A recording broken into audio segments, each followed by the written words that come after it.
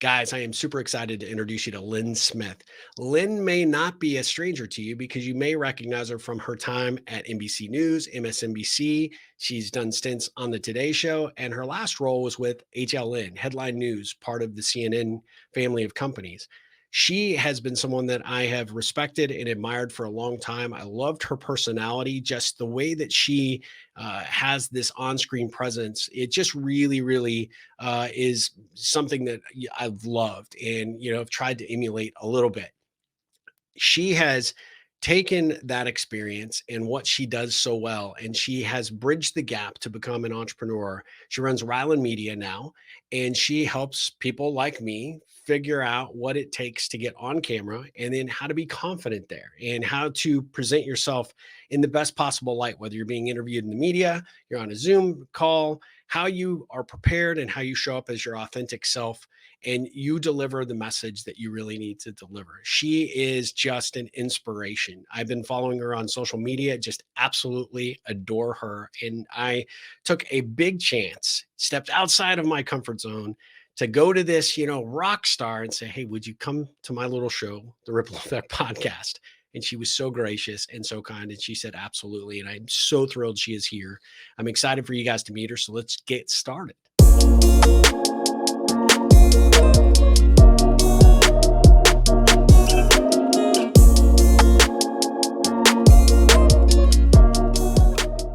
Guys, I am super excited to have Lynn Smith join me for the Ripple Effect podcast today. Lynn, how are you doing? I'm doing great. It's good to be here. I'm excited. Well, I am super excited. I told you in the interview or the pre-interview that I was nervous about this because you are a rock star, and I'm like, I need to bring my A game. So I've been here since 6 o'clock just prepping. Okay, well then you're following one of my pillars of confidence, which is preparation. Yes, absolutely. And thank you for saying that, but don't feel that way. I actually love what you're doing. I love the concept of making a ripple and the impact that people are making. That's exactly what I focus on.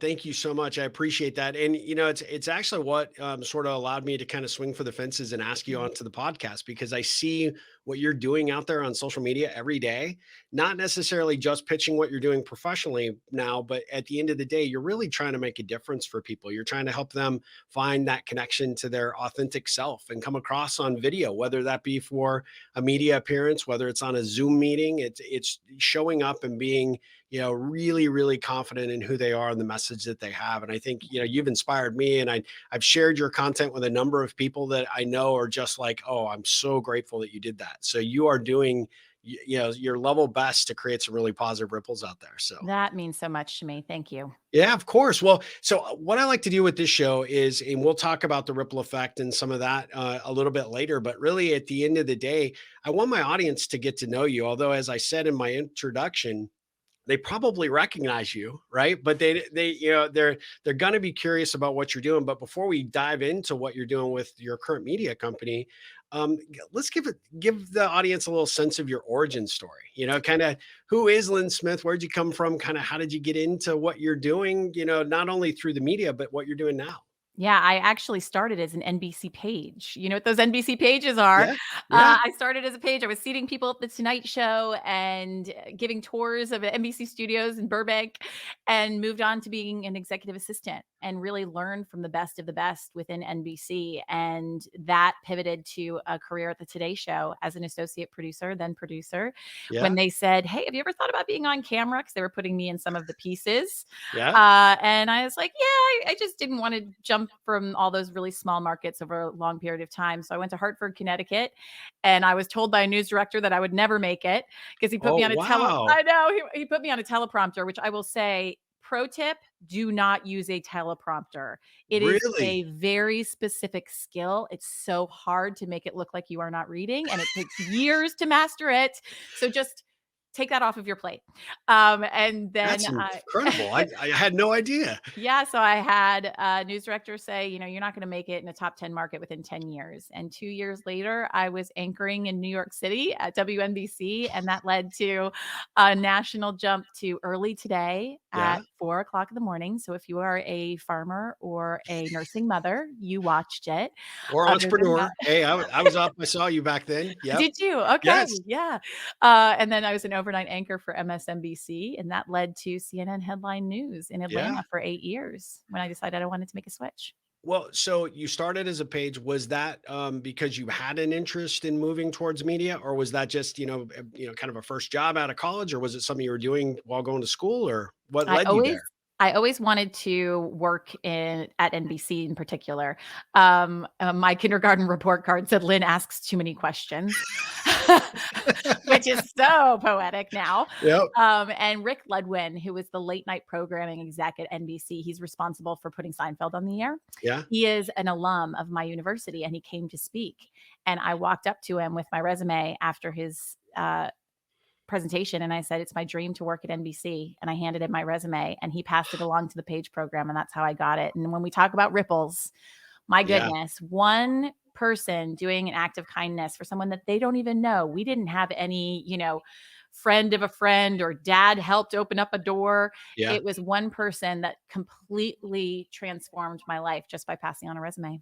Oh, that is fantastic. Oh, that's a great story. But you also created a ripple for yourself because you had the gumption to actually go for it and try, right? You have to ask for what you want. I have said this before. I'll say it again. I asked for every single promotion I got in my career.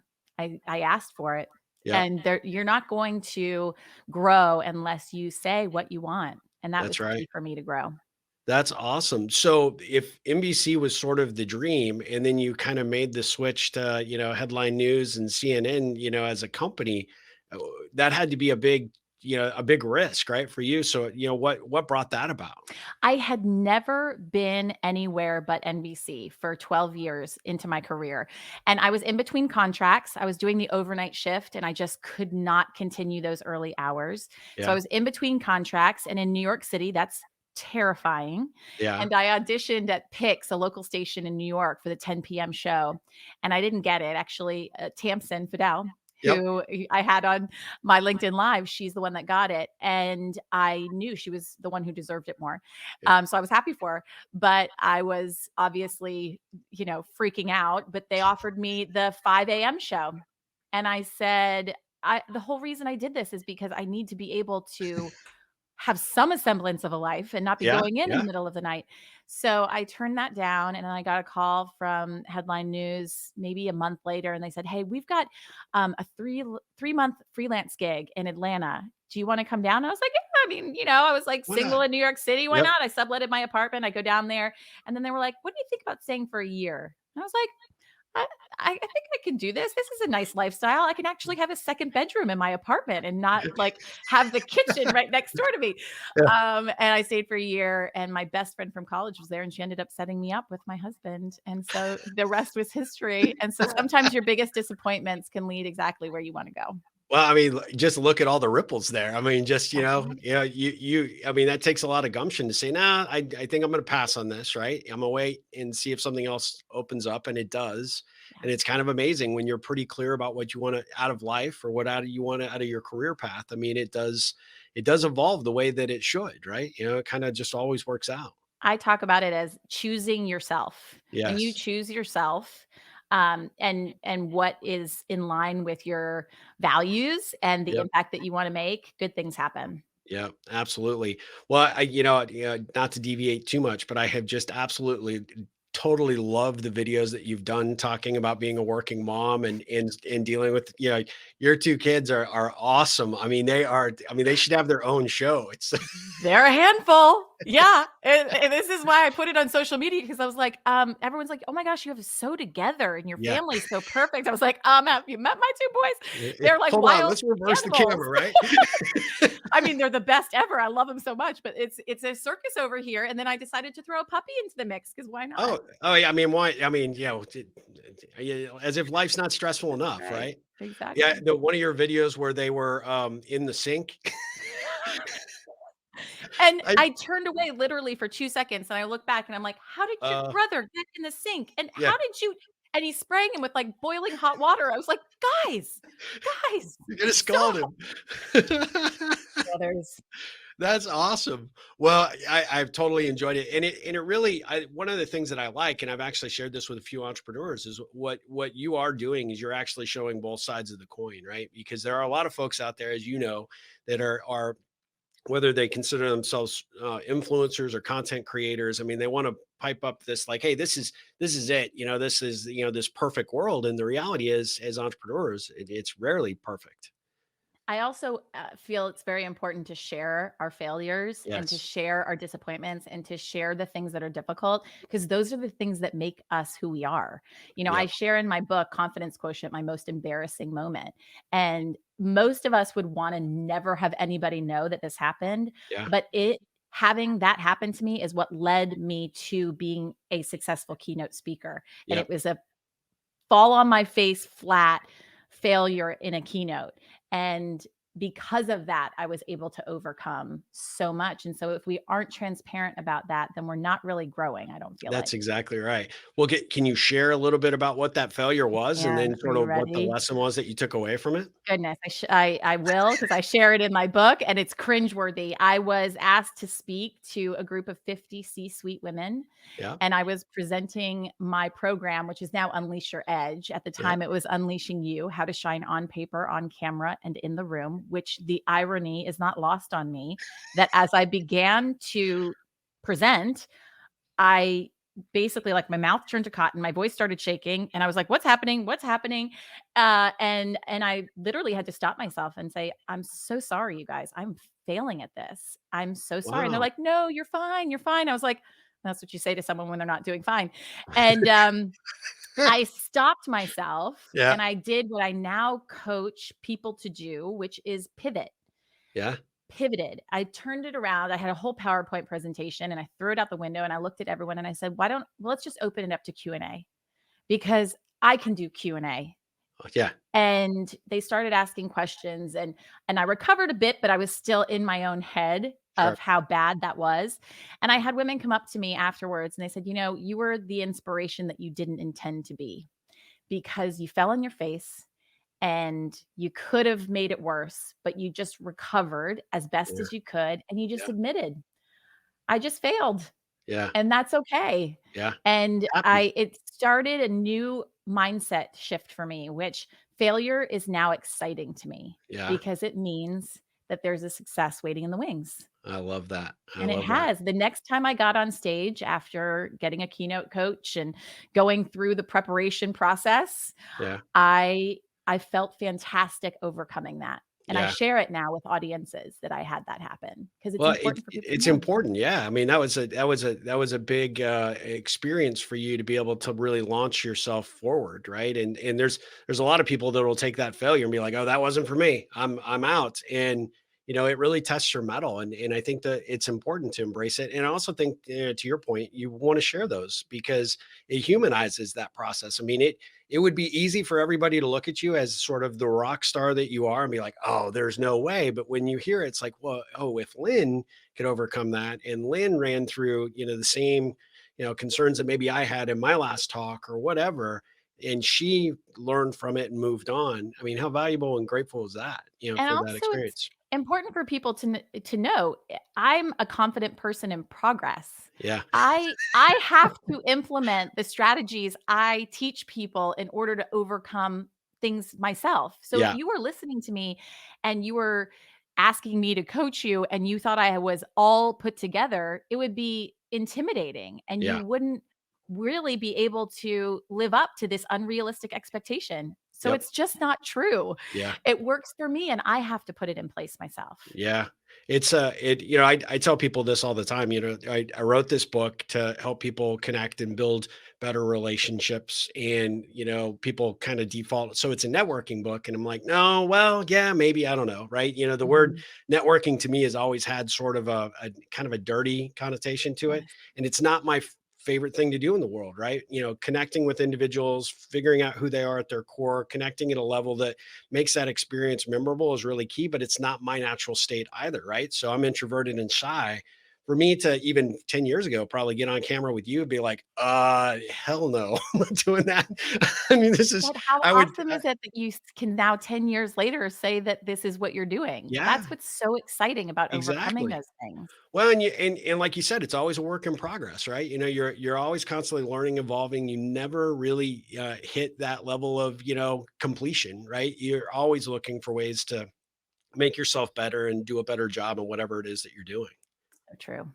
So I've got to, go back to your media days for a second, but when you were moving towards that as a career path, who were some of your heroes in the business that sort of idolized and sort of tried to emulate? I remember when Hoda Kotb was a correspondent and she was advocating for herself to become an anchor and more on a lifestyle style. Yeah. And I really was struck by that because, it was so prestigious to be that national correspondent. And she just wanted to be her lovely, joyful self and share really great stories. And so Yeah. now she stayed authentic. She stayed true to herself. She still does hard news, but she brings that warmth Yeah. that only she can bring. Yep. And I've watched her career for 20 years and really admire the way that she's done it. The other person I really admire is Maria Shriver. Yeah. She similarly stuck to who she is. She never changed who Yeah. she is. She's written incredible books as a result of it, and she left her career at the Today Show anchoring to go be with her children and to be the mom Yeah. that she wanted to be, and I just admire that tremendously. That's awesome. That's fantastic. How have you seen the industry change? I've got to think that Mm. maybe some of what's happened, with it's become a business, right? It's corporatized in a lot of capacities, and I think that probably has probably impacted folks like yourself. Like, hey, is this the career I really want for the next 20 years? How have those industry changes happened? How have you seen them evolve? And then, did that sort of lead you to say, look, I'm willing to go try something different? Yeah, that was definitely the impetus of my change. I graduated college in 2001, and we in journalism school were taught if you give 30 seconds to one candidate, you give 30 seconds to the other candidate. Yeah. And slowly over time, I started to notice, I would say around 2007, 2008, some of the rules were loosening. And then once you take that genie out of the bottle, you can't put it back in. And Yeah. when it became more and more of a business and more of an eyeballs game, and the stakes kept getting higher and higher for how to get those eyeballs, and the competition steeper and steeper. Yeah. And it made me feel like I wasn't making the impact that I wanted to make. I truly love storytelling and Yeah. getting really impactful stories out to the audience. And I didn't feel like that was happening as much. And we could, bring as many sort of fluff pieces, and that wasn't what it was about. It Yeah. was it was about really digging into important essential topics that frankly you don't have more than 2 minutes to deep dive on. Yeah. So when I knew I wasn't making the impact that I wanted to make and I wasn't being able to spend the time with my children that I wanted to spend, Yeah. I pivoted to what I like to call a founder mom. Founder Yep. moms are people who are asked all the time, "Can you have it all?" And we can't. So we Yeah. have it the best we can, and we have it on our own terms. I love that. I love that. So, obviously the natural direction for you was to move towards the profession that you're doing now, right? The company Ryland Media. So, can you share with the audience a little bit about what that is and how you're helping the clients that you work with, and for someone who might be listening, being, and I probably clearly need it. So, I mean, you and I need to talk off camera for sure. But, at the end of the day, someone out there that's like, I do want to be influential in my job, or I have an opportunity to be with the media or present in front of my organization, and I want to do it better. Maybe give a little insight as to how you work with those folks. Yeah, so that's the one thing that I noticed and why I wrote Confidence Quotient was because my clients, CEOs, thought leaders, experts, all that they learned in media training, which is one of the parts of Ryland Media, we media train and then we book people on national platforms. Everything that they had learned helped them in their career and life and business. Yeah. And so I would get a text message from a client that said, I just got a board position. And I know it's because I was talking in sound bites and I was delivering 3 to 5 valuable takeaways, which is what I help people to talk in sound bites. Or I had one of my clients get the Facebook Company of the Year award. And she said, it's because I did this minute and a half video and I knew how to do Wow. a minute and a half video that was really compelling. And so this isn't just media appearances, it applies to every Everything. video Yeah. platform. You're now a broadcaster. Yeah. Everyone is. Yeah. Whether you host a podcast or you have social content or you do a Zoom call where you have to do your quarterly earnings report to the Yeah. management team, and you've got to deliver it through the lens. And Yep. so we work with people in different capacities. We have our media training, and then we also do workshopping for confidence quotient. So we'll I go love that. in and work with employees to help them talk through the lens rather than at the lens. And then I'm a podcast host, so I get to fill my interviewing cup that I have missed about being not being on television, is just asking too many questions. And so I host a podcast for Munchkin called StrollerCoaster, which is a parenting podcast. And I love that name. I wish I could Yes. take credit for it. Yeah. It's the brilliance of Munchkin. That's awesome. That's awesome. Well, so, from the perspective of moving from, broadcast news, and I love the fact that you consider yourself an anchor alum. I thought that was the coolest term. I've not heard anybody else use that. It really stands out. But the fact that when I saw you on television, what I really liked was the authentic version of you. And when I saw your live stream yesterday on LinkedIn, and you were talking about, like, when that box goes on, you're like, hey, I'm there. I want to be there. And now to know, that the teleprompter wasn't, something that you utilized. You really came across as that authentic person, which made me want to tune in every time you were on. Right? At the end of the day, because that creates a relationship with that viewer. And I think, you couldn't be better suited to teach people how to do that, to say, like, look, it's, I was listening to you all talk yesterday, and it's like, when you do talk, you come with that prepared statement, or you're too committed to talking about your business, you're not really connecting with that audience member. And what I would find with the clients that you probably work with, or that I know benefit from working with you, is that you are really good at saying, look, let's start at ground zero, right? And let's build from here, and let's create that authenticity, because that's what gets people interested. It's not job title, job responsibility. It's who that other person is, and can you connect on camera, like you said, and make that that interaction meaningful and memorable, right? And that's exactly why my very first session, we go through their 10% edge and their uniqueifier. So your 10% edge are 3 things that you do that most people in your field of expertise are not doing. 90% of everyone's doing the same thing.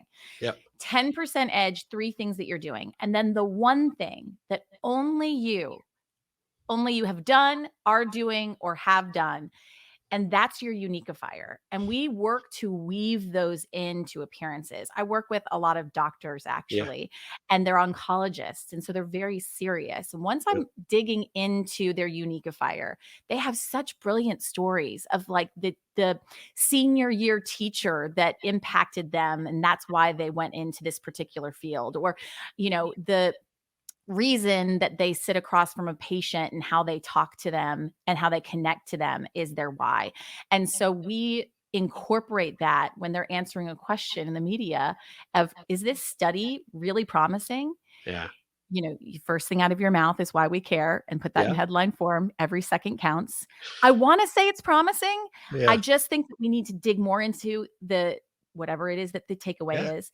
And then I want to be able to look my patient in the eye and say, we've got real hope here. That's my I goal love every that. time I sit down and look at a patient, so that we incorporate some of those uniqueifier and 10% edges into their appearances. Yeah. No, I love that. It reminds me, sort of that focus. What you're talking about is obviously the media appearance, but I mean, even what you do actually helps them perform in front of the patient too. That confidence, that gift of communication, and really bringing that home affects every aspect of their work, right? One of my clients is a financial advisor, and he's like, Lynn, now I talk in sound bites. Like, he gets his clients, and that helps with sales. Like, Yeah. drill down, get to the point. I don't have much time. I talk about how you have 3 seconds to get someone to like you, 30 seconds to get them to trust you. So Yeah. within 3 seconds, if you haven't sold me, checked out. That's the Yep. that's the world that we live in now. And he's like, my client base has improved just Yeah. because I'm communicating better with them. Well, now you're scrambling my brain, because now I'm concerned. Hopefully I made a good 3-second impression. You made a good 3-second impression. You checked that box. Along that lines, I was thinking about something I saw. I'm a huge Bruce Springsteen fan. Mm. And one of the things that I saw several years ago that I incorporate into my keynotes from time to time is, there was an interview, and they were talking about him. Bruce is like in his 70s, but he runs around like he's 16. When he's on stage, he plays for 3.5, 4 hours. He's amazing.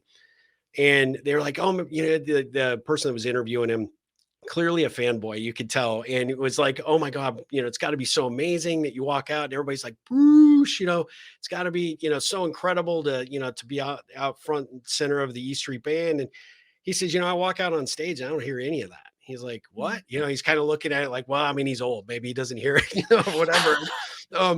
And he's like, no, no, no. He's like, I get it. I understand it. He said, but I don't walk out to 30, 50,000 fans and, play to that audience. What I do is I find one or two people within that audience and I play to one. And he said, so the entire concert, the entire, approach that I take is to find that individual. And I'm there, and my sole responsibility is to make sure that that one person really walks away having a good time with what we do. And if I've done that, then I've probably done the same for everyone else out there.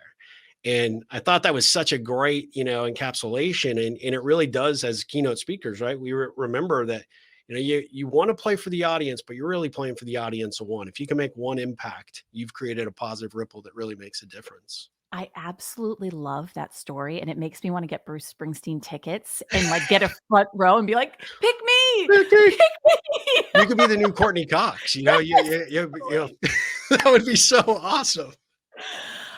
Well, Ripple. so let me ask you one question. So, yeah, as an entrepreneur, because I mean, this is a fairly new thing for you, right? So it's only been a little bit, but Year. what's the one thing that surprised you about being an entrepreneur?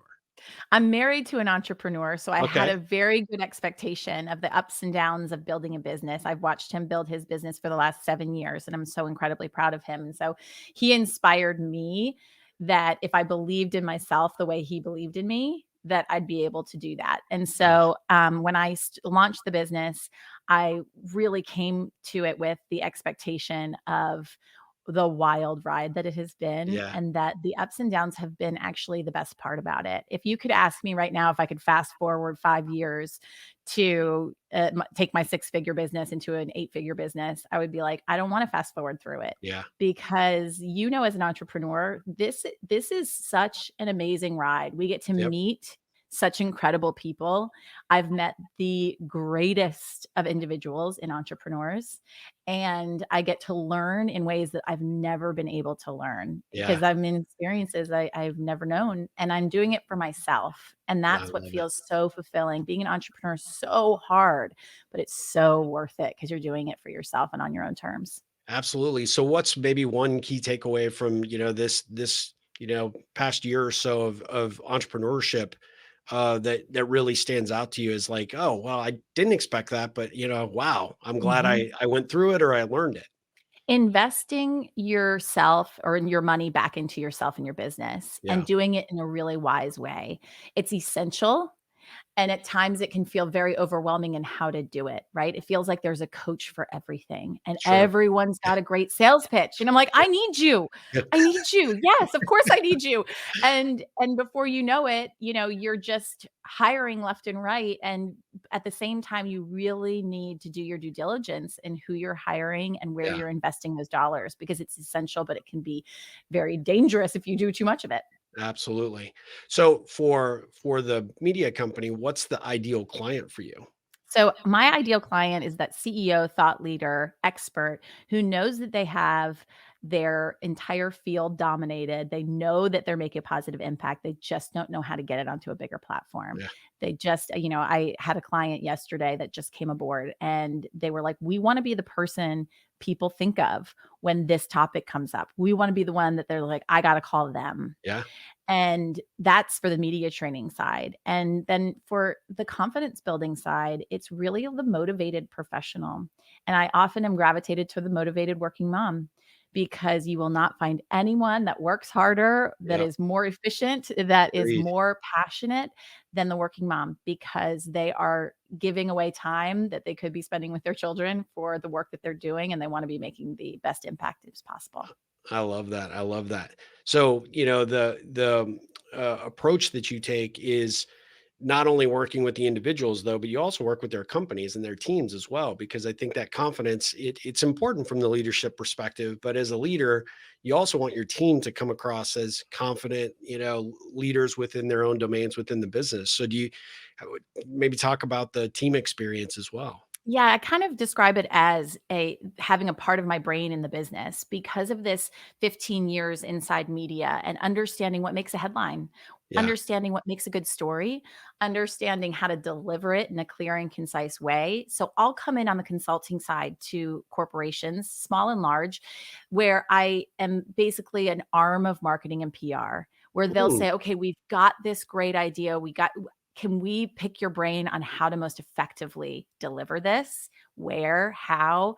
And it's this real fulfilling piece for me because I can not only work with their employees to get them more confident, which in turn is great for management because they're going to have, better sales, they're going to have more confident employees to deliver, but we're able to continuously work together on problem solving. And yeah. that's what's so fun for me is problem solving and being able to have a team around me to do that.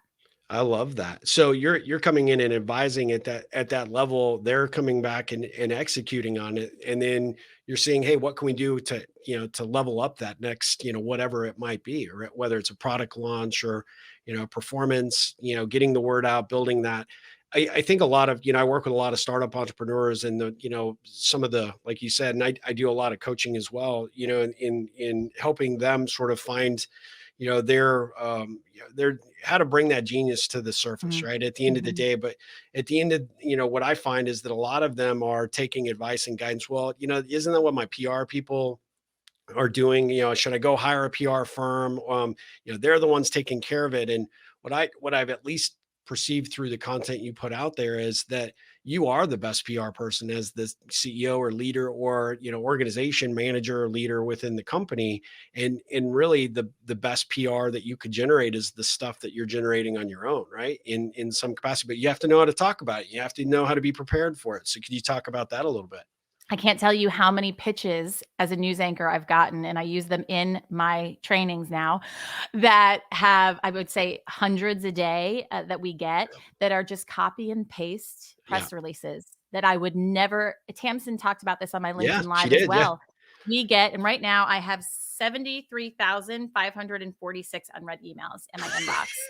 So my favorite game with clients is to see what it's gone up from 50,000 when I first started putting this out there.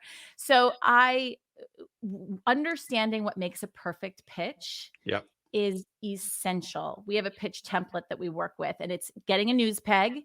What's something that's out there that is topic that I want to talk about on news? And then what's your expertise and your insight, your 3 to 5 valuable takeaways based on your expertise that you would be able to offer on a media appearance. And I want you to think about that even when you're going to your Zoom call. Three to Yeah. five takeaways. People cannot take in more. Three is the sweet spot. But if you need to squeeze in a few more, that's fine.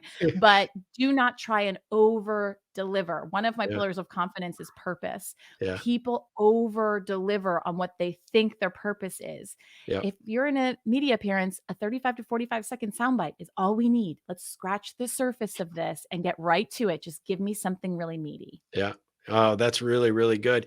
And I'm guessing, the reality is when you have sort of that copy and paste kind of approach that a lot of the PR agencies, generally are known for, you're obviously not getting that, right? You're falling into all the noise with all the other pitches and, the 73,000 emails. You have to differentiate yourself and find that way. And, so that, involves having a better approach, exhibiting that confidence and that, and that expertise that you're going to bring to the table, and really, saying to, the media person is, this is what I'm going to bring to the table, right? And this is why it's valuable. And You know, it's such a specific niche that oftentimes PR firms, they're essential. Most of my clients have PR firms yep, and they're essential to their business, but niching down to what really makes a fantastic story, not what gets good publicity. It's right, not and PR agencies are brilliant at getting that branding out there. It's a matter of how you deliver it. yeah. And only you can do that. Only the CEO can do that. You can't have somebody else be the representation for your company. You can't abdicate that, Yep, unfortunately. Yeah, yep. yeah, that's such valuable advice. What do you see as the biggest mistakes that a lot of entrepreneurs make when they are getting exposure, whether it be to media or they're out making a big speech or have an opportunity to present to any type of audience? What do you see some of the big gotchas there? The biggest mistakes I've seen, and I was warned about this, so I had to do this myself and practice this myself, is trying to do too much Yeah. and being scatterbrained in the business. And multiple streams of income are essential. I have 3 streams of income in my business. It's my media training, it's my consulting, and then it's and keynoting, and then it's my podcast hosting. That's all within the same framework. It's Yeah. all the same messaging. It's all the same purpose. But when I see entrepreneurs all of a sudden grab this project, then grab that one, any of the low hanging fruit, and all of a sudden it's like, but where are Yeah. you niching? Who are you Yeah. niching to? Who is your ideal client? And so I was warned about this. Don't take on too much. Don't try and be everything. And somebody's saying, hey, I need this. Yeah, I'll figure out how to be that way. And being able to focus on those streams of income has been really helpful for me. Oh, that's really great advice. I mean, that's that jack of all trades, master of none, right? At the end of the Exactly right. day.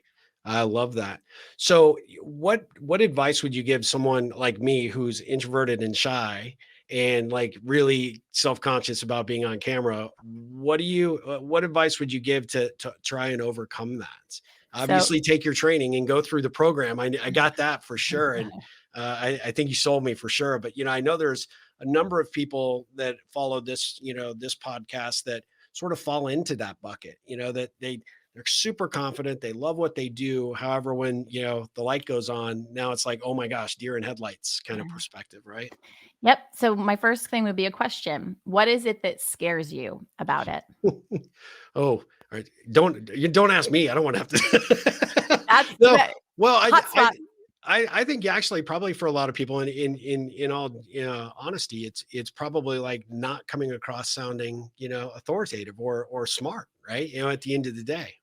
Okay, so it's so interesting that you say this because most of my clients say that is that I'm afraid that I won't come off as articulate enough or credible enough, and that my colleagues will not think that I'm doing a great job. Yeah. So all of that is a voice in your head that we call the saboteur. And I had a Hmm. business coach that talked me through my own saboteur and We named all it. have them. Yep. Exactly. It's the Yep. internal voice in your head that tells you, I'm not going to sound this way. I'm not going to do this. I'm going to screw this up. I'm going to stumble. And the mindset shift that I want you to practice with that is naming who that saboteur is. My coach had me do this, and it was like a game changer because this will happen before keynotes where my little saboteur, who I named Karen, will come in and be like, why do they want to hear from you? Why do they Yeah. want to have you come up there and speak? And I will literally say, sit down Yep. and watch. Sit down and watch. It is a simple mindset I shift love that. along with, instead of, "Oh gosh, I've got to do this on camera. Oh no, I have to do this." Ugh, it's, "I get Get to do to. this. Yeah. I Yes. get to do this." And when you even just bring that energy of like, "I get to do this. I get to share with others how to make a positive impact and make a ripple effect." Yeah. And when you have that excitement, it will come across genuine. I It's love you're that. trying to be somebody that you're not. The number one thing is there is only one you. Yeah. It's the thing in life you have zero competition in. So make sure you're just being yourself. Yeah. And it's funny because most of my doctor clients, they think they need to sound so smart. And I'm like, you are smart. You Yeah. don't Yeah. need to We sound already know smart. that. Yeah. You Thanks. are We're good. smart. You got doctor in front of your name. But I want to see that smile that you just gave me. I Yeah. want to hear that the goofy laugh. That's Yeah. just you. Those are the moments that people think that they can't let happen. But when they do, that's how they really connect on camera. I love that. I love that. Yeah. And, it kind of goes back to what we were talking about earlier, right? If you can just not try to be everything to everyone and you can Mhm. focus on the one that you want to make the difference on, that actually makes the delivery or the opportunity that you have before you a little bit easier because now you're locked in a little bit. And then I'll share one other tip for you to try and see if it works for you. Yeah. It's called your MTP. It's your most trusted person. Okay. And this is the person that you are your most authentic self with. You are, most honest with. They're the most honest with you, and you feel the best when you're with them. And I want you to picture their face when you're looking into the camera. And like, do you Hmm. see how like I'm picturing their face and you automatically smile? Yeah. And talk to your MTP. Talk to Oh, your most trusted person, I not the love that. camera lens and this black hole, but you're literally picturing their face and you're I talking love to that. them. That is so great. I mean, I'm gonna do that from now on. I mean, that's Tell me if excellent it advice. I'm telling you, I have seen a complete transformation in my clients when they've tried that one visualization technique, so I'm so Uh, curious to see how it works I for you. love that. I love that. That is fantastic. Well, so let me, I want to be respectful of your time because I know you are super in demand. And what I always like to do is incorporate a few ripple connection questions into these interviews because it just gives a little bit further insight. If you don't mind, just got a handful for you. But what's the best piece of advice you've been given and how do you use it? There are riches and niches. Uh, find your niche and Oh, stay true to it, and don't try and reinvent yourself over and over and over again. I If you love it. really believe in it, stay true to it. That is fantastic. What do you consider your superpower other than being an amazing mom and wife, but what do you consider your superpower? Um, resiliency. I think that, being able to fail and keep going, just keep going, just keep going is a mantra that I have of myself. I have had really great times and really bad times, and I've appreciated both for what they are, Yeah, and the resiliency piece is a part of me that I would say is the superpower I'm most proud of. I love that. I love that. We touched on a little bit of this, but what do you think now looking back over the course of the time you've been an entrepreneur, what do you think the best thing is that you've, sort of experienced on this journey in this path? It's getting to be the mom that I wanna be. I really feel like I've gotten my life back. I love that. I was a I as a news anchor, I'm a product. Yeah. I'm a product and I can always be more this or more that to get more eyeballs, and now I'm a founder, and I get to decide who I work with and what they, are they doing something that's good, and that's fulfilling for me, and then I get to set the schedule so that I can be the mom that I wanna be, and Yeah. that's the number one thing that has been so amazing about becoming a founder is that you're in charge. Nobody That's else can awesome. tell you what to do. That's right. That's fantastic. What do you think the best thing a client or a colleague could say about you? Um, I think one of the things one of my clients calls me his ambassador of Quan. Oh, I I love that. love it You should so get that much. on a t-shirt. I That's know. the And we get on our calls and he's like, "Ambassador of Quan," and I'm like, "Yes." And so I would say that's probably the best feeling is that he really feels like I'm not just his coach, that I'm his Yeah, advocate. I love that. I love that. Well, and two last questions. This one's an important one to me because I'm curious about your approach here. But what does the ripple effect mean to you? I think that it means that I sort of look at it I have a blog post called Be the Rock, Yeah. and my mom I'll tell the quick story. I was on a phone call with my mom, and I was like, "So what's new?" She's like, "Oh, I started writing, a pen pal in prison." And I was like, "I'm sorry, what?" What? And she goes, "Well, I mean, Lynn, just think about it." It was a female prison. She's like, "Just think about it. Imagine how lonely it is in jail, and it would make them feel so good to get in a letter from somebody." And I thought to myself, "Yes, you're Yeah. right." Yeah. Like, be the rock, be the person that is doing something for others. And in Confidence Quotient, I talk about the 5 ways to just do, and one of Yep. them is just be kind. And when we impact others' lives in a positive way, when we have a ripple effect, like being a Yeah. rock that you're throwing into a pond, we have a dose of dopamine. It's Yeah. scientifically Yeah. proven, That's right. and it increases our confidence when we're kind to others. Yeah. And so I would say it's being the rock. I love that. I love that. I always tell my audience to go out and, look for a way to make a difference, out there in the world, even if nobody's watching, or make a difference for somebody, doesn't matter how small or how big it is in terms of your action. But if you can just set an intention to do that once a day, when you lay your head down on the pillow at night and you say, what did I do today? Did I accomplish that? Did I make a difference to anyone or anything in the world? when you start doing that and you start, living your life around that approach, it becomes amazing to just see how life sort of rises up to meet you, right? It's pretty And how phenomenal. happy it makes you too. Sometimes that can be just making eye contact with Absolutely. somebody who's cleaning a bathroom Yeah. and maybe doesn't ever feel seen, and you stop and say, "How are you doing? Yeah. Yeah. Thank Exactly. you so much." Yep, absolutely. That's a great point. Well, my last question is really based on what I always ask everybody, which is how can I help you? What kind of ripples can I be creating for you? Well, I think that the fact that you do this creates the ripple, and I have appreciated being on. When you reached out to me on LinkedIn, and I sort of looked into your community and into your company and what it is that you're doing, that's how I decide whether or not I want to work with somebody. And so making that positive impact and doing things that can lift others up has been what's helped me to know that I want to come on the podcast. Well, I appreciate that very much. And I hope this isn't the end because I would love to stay in contact. And like I said, I definitely am going to talk to you again about the programs because I think I can benefit greatly, as will my audience for sure. But along that lines, the book, talk about how people can get a copy of the book, how they can learn more about working with you, and any of the social platforms that would be helpful for them to follow you on. Yeah, so I started a newsletter on LinkedIn called The Green Room, and we are going to be launching a group mastermind in September for The Green Room, which brings in insider Oh, secrets awesome. with me and then other guests, bookers, executive producers. And so it takes my media training and brings in the additional expert insight.